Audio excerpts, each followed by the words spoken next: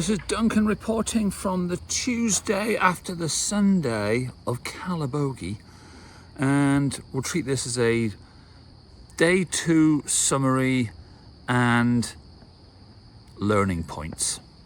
So yes, day 2 was a great up and a rather large down. So there was 2 races on the Sunday.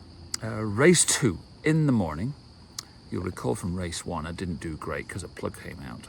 Race 2 was golden. The grid was very small. There was only, I think, 7 cars on the grid. But for a quiet race, it was a lot of fun. Primarily because I had a good start and overtook a Miata in front of me.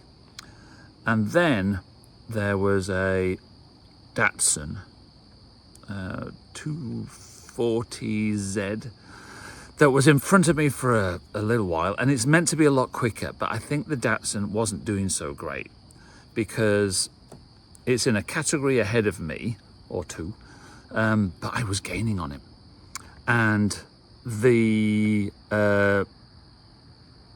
midway, maybe I'll say 5 laps in, or 4 laps in out of 7, I was getting onto the start-finish straight after a tight corner, the last corner complex at Calabogie, and I took him on the inside of that corner, and it was right in front of the just a little a race patio area where a bunch of people watch the race from, including a new fan. I gave a sticker to a little lad who was there with his parents, and he was so excited by it, and they wanted to come and see the car. So I gave them the full race car experience, got the lad sat in the car with the helmet on, pretending he was a race driver, and I even gave him one of the team hats as well. And he was there, and evidently he was really excited when I overtook that car. So that was, I'm going to say that's the highlight of the weekend, because I didn't win a race, obviously, because that wasn't going to happen in a big hurry. But having a good race on that morning, and doing that overtake, and making my new fan excited and cheering for me was great. Okay, on to the afternoon, and I'm going to label the afternoon as the most embarrassing experience of my racing career so far. Let me explain. So on the there was no rushing. There was lots of time in between the 2 races. Natalie made a lovely lunch, and we got ready in good time, got to the false grid in good time, and then as the race goes out, you gather in this area called the mock grid, or a false grid, and it basically lines the car up in the order that they're going to be going out in, and you wait there for a while, depending on how early you get there. And then you go out onto the track, and you're behind the safety car, because it's going to be a rolling start, and you go off behind the safety car, and you basically go around the circuit once, safety car comes in, then the race starts. So we're on the mock grid, I get in the car, and the whistles go off, and we then proceed out onto the track. And then within 200 meters of me going onto the track, the bonnet flies up, blocking the windshield, and I immediately realise that it's done that because there's 2 little pins here that hold the bonnet in, and they're just pins that very simply just unclip like this, and when you unclip it, you can then raise the bonnet up. And because I didn't put these in place, the bonnet flew up on its own, tapped against the windscreen, blocks the view completely, and I have to go over to the side of the track. And I'm thinking to myself immediately, I can hop out of the car, it's just a formation lap, I can put it all back down again, and hopefully, but I can see the bonnet is bent out of shape from its excited whack against my roof. And so I do give it a go. I get out of the car, I'm still in my race helmet, I give the bonnet a beating down, actually not realising that one of the hood struts is actually poking out the side of the bonnet, so it's not going to go down very prettily. Hop back in the car, saying, I've got time, I've got time, I've got time. Now I've got all my harness stuff, I'm trying to put my harnesses back on and all of that, with my helmet and hands device in place already. And I spend, well, I'll say 2 minutes trying to get one of my shoulder straps back into the clip.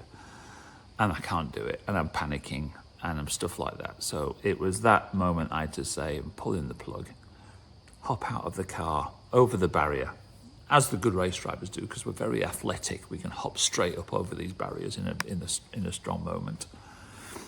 And sadly watched the rest of the race from the sidelines. And evidently, my buddy Phil Cooper had a moment as well. His car failed and died on the outlap. He must have been just right in front of me when his car failed, because he pulled into the pits.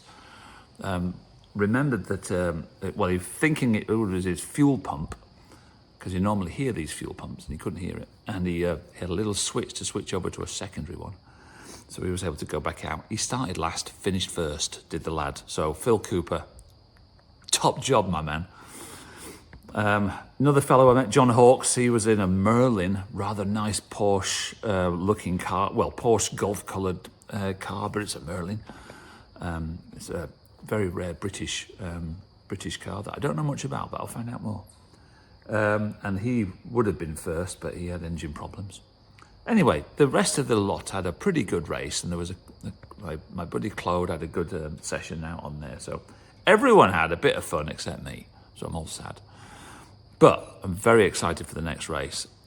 This bonnet might need replacing, but I'm going to be giving it a little bit of a beat around from the underside to see if I can pop the dents out of it and things. So it'll at least be good for the Fall Classic, which I'm very excited about at the end of September. I can't wait to get up there. So all in all, yes, a learning experience. I chatted to John Nichols afterwards, very experienced racer. Chatted to Bertrand Dupuis afterwards. He's a very experienced racer. He's the guy that drove that Porsche at Trois Rivières. I look up to folks like that. And as soon as I mentioned it to them, all I got back was, yeah, I've done that. Yeah, I've done that. So I'm among greatness for doing it. But I wish someone could just give me a list of rookie errors and I could just tick them all off as I go along, and then we'll be fine. But anyway, that was the weekend. Glad to be back.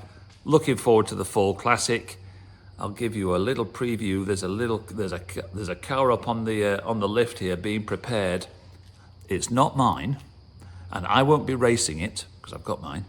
But my next video is going to be an introduction to this car and its new driver.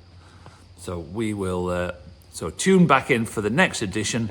But for now, this is Duncan reporting for MG Studios next to his lovely car that deserves better than it's getting from its driver and mechanic right now. Back to the studio.